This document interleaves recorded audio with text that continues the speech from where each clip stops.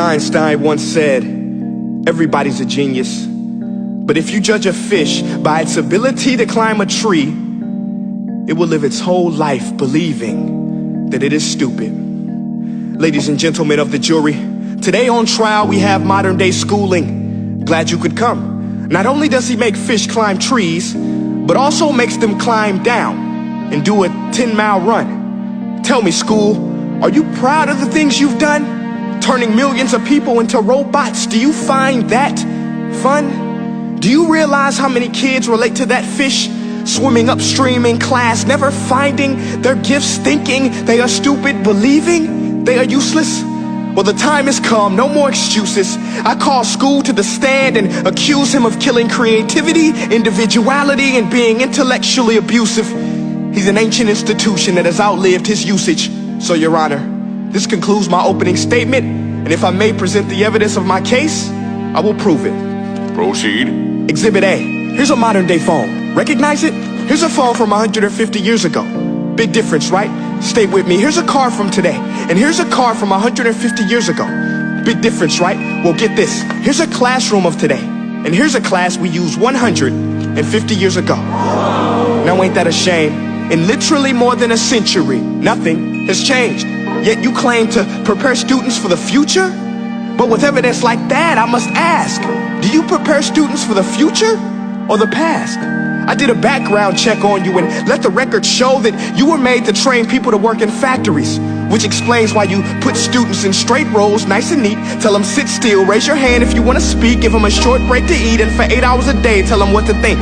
Oh, and make them compete to get an A. A letter which determines product quality, hence grade A of meat.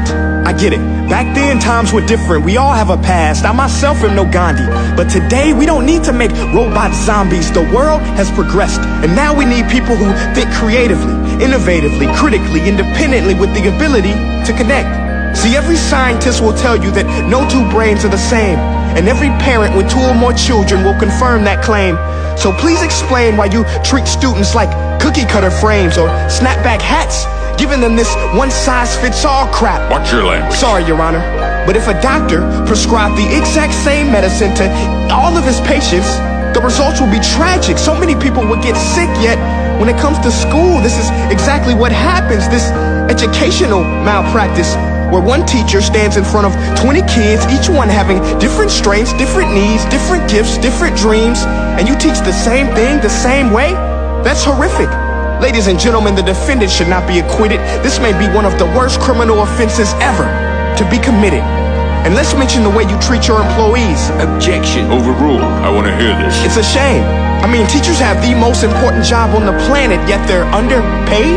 No wonder so many students are short-changed.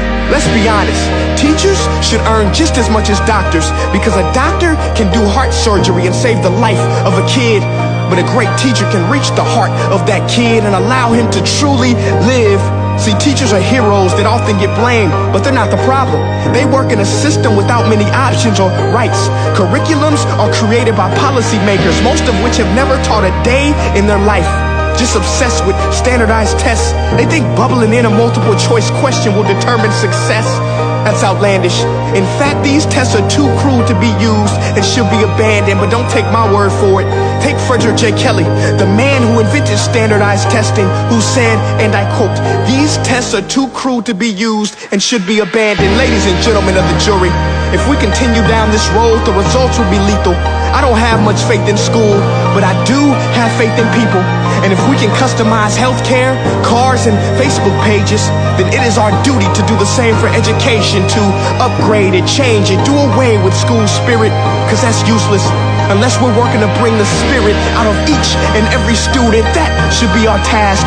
No more Common Core. Instead, let's reach the core of every heart in every class. Sure, math is important, but no more than art or dance. Let's give every gift an equal chance. I know this sounds like a dream, but countries like Finland are doing impressive things. They have shorter school days, teachers make a decent wage, homework is non-existent, and they focus on collaboration instead of competition. But here's the kicker, boys and girls. Their educational system outperforms every other country in the world. Other places like Singapore are succeeding rapidly. Schools like Montessori, programs like Khan Academy, there is no single solution. But let's get moving, because while students may be 20% of our population, they are 100% of our future. So let's attend to their dreams, and there's no telling what we can achieve. This is a world in which I believe, a world where fish are no longer forced to climb trees. I'll rest my case.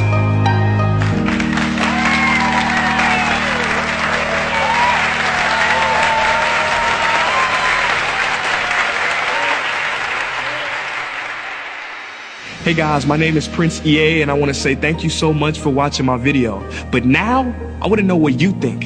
How can we together create a more efficient, effective, and just better future of learning?